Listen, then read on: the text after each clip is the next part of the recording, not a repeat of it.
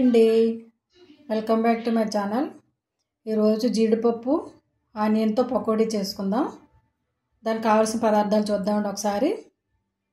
School నుంచి పిల్లలు వస్తారు కదండి, 4-5 టయానికి పిల్లలు వస్తారు కదా. వచ్చే టయానికి గబగబా హర్రీ బిర్యానీ అనుకోకుండా చక్కగా ఇంట్లో ఉండే చక్కగా సింపుల్ ఇంగ్రీడియంట్స్ తోటి మనం ఈవేళ జీడిపప్పు ఆనియన్ పకోడీ వేసుకుందాం.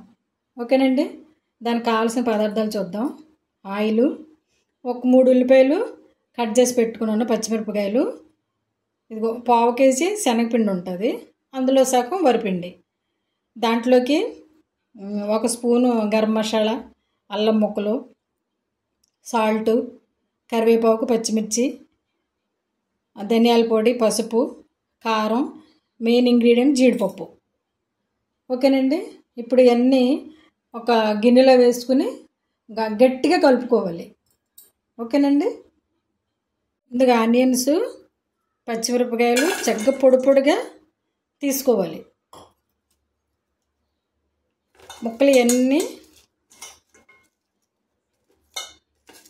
దాందే తీసుకుంటే ఉల్లిపాయ చాలా గట్టిగా, ఈ వాటర్ సరిపోతుంది ఉల్లిపాయ పకోడీకి. ఇప్పుడు 1 by 1 వేసేసుకుందాము. వేసేసుకుని గట్టి పకోడీ కింద మనం కలుపుకోవాలి. ఓకేనండి, శనగపిండి,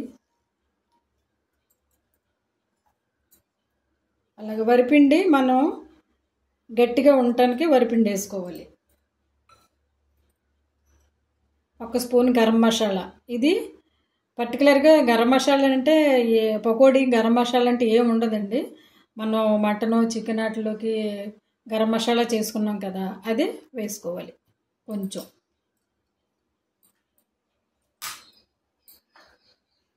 ఉప్పు రుచికి తగ్గట్టుగా, ఎక్కువ తినేవాళ్ళు అయితే ఎక్కువ వేసుకోవచ్చు. తర్వాత ధనియాల పౌడర్, పసుపు,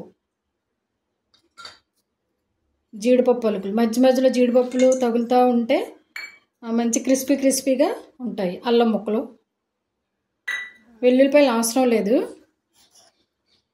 అలాగే కారం, కొత్తిమీర, పుదీనా కూడా వేసుకున్నాం, కొంచెం కరివేపాకు. ఇవి బాగా గట్టిగా కలుపుకోవాలి. పిండి ఇలా కలుపుకోవాలి. ఎంత గట్టిగా కలుపుకుంటే పకోడీలు చాలా బాగా వస్తాయి. అయితే ఇప్పుడు కళాయి పెట్టుకుని నూనె బాగా మరిగించుకోవాలి. అలా అయితే పకోడీ ఆయిల్ పీల్చకుండా పర్ఫెక్ట్గా వస్తుందండి. ఓకేనండి, ఇప్పుడు స్టవ్ వెలిగించుకుని కళాయి పెట్టుకుని ఆయిల్ పోసుకుందాం. పకోడీ సరిపడగా వేపించుకుంటానికి సరిపడగా ఆయిల్ పోసుకుందాం.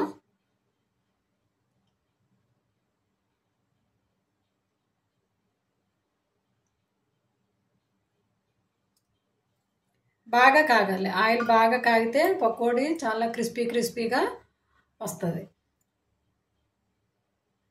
ఇంట్లో ఎవరన్నా చుట్టాలు వచ్చినప్పుడు అప్పటికప్పుడు చేసుకోవాలంటే ఇంట్లో శనగపిండి ఉంటే చక్కగా ఈజీగా ఏదైనా చేసుకోవచ్చండి. ఆనియన్ బజ్జీ ఏంటి, తర్వాత ఎగ్ బజ్జీ, ఏదైనా సాయంత్రం పూట తినటానికి బాగుంటుంది. ఆయిల్ కాగింది, పకోడీ వేసేసుకుందాం. స్టవ్ మీడియం ఫ్లేమ్ మీద పెట్టుకోవాలి.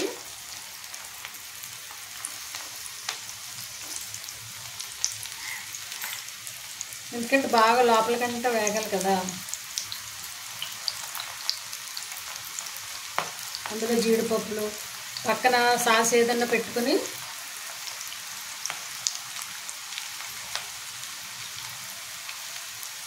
తింటే చాలా బాగుంటుంది. ఎవరైనా గెస్టులు వచ్చినప్పుడు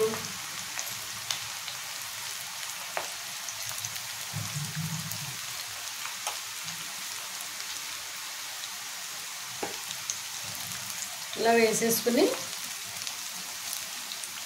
వేపించుకోవాలి.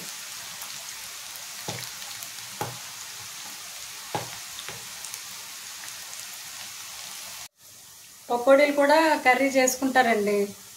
పకోడీలను ఎండ్రాయిలు కర్రీ చేసేది మా నానమ్మ, చాలా బాగుంటుంది. అసలు ఆ కూర ముందు మటన్ కర్రీ కానీ అసలు ఏ కూర బిర్యానీ కూడా సరిపోదండి. ఈ పకోడీని ఎండు కర్రీకి అస్సలు సరిపోదు. టేస్ట్ చాలా బాగుంటుంది. ఒకసారి పకోడీ ఎండు కర్రీ ట్రై చేయండి మీరు, బాగుంటుంది. పుణుకులు, పెసర పుణుకులు ఎండు వేసుకుంటారు. మా నాన్నమ్మ చేసేది ఇవన్నీ. సాయంత్రం పూట స్కూల్ నుంచి వచ్చేటప్పటికి డిన్నర్ టైంలో కర్రీ చేసేది, పకోడీ వేసి స్కూల్ నుంచి వచ్చేసరికి సాయంత్రం పూట ఇలా పకోడీలు వేసేదండి.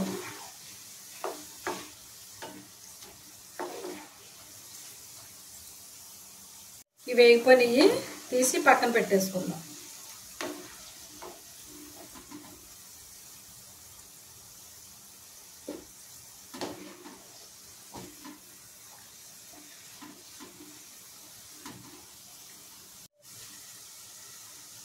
మార్కెట్కి వెళ్ళి పిల్లలకి బయటికి తెచ్చేదానికన్నా ఇంట్లో ఉన్న పదార్థాలతో ఇలాగా వేసుకుంటే ఆరోగ్యానికి ఆరోగ్యం బాగుంటుందండి. చిప్స్ ఇలాంటివి పెట్టే బదులు పిల్లలకి ఇలాంటివి చేసి పెడితే చక్కగా పక్కన టమాటా సాస్ పెట్టుకుని తింటే చాలా బాగుంటుందండి. ఇవి కూడా వేగిపోయి తీసి పక్క పెట్టుకుందాం. ఇదిగోండి జీడిపప్పు పకోడీ. ఈ వీడియో కనుక మీకు నచ్చితే లైక్ చేయండి, షేర్ చేయండి, సబ్స్క్రైబ్ చేయండి. Thank you for watching. Bye.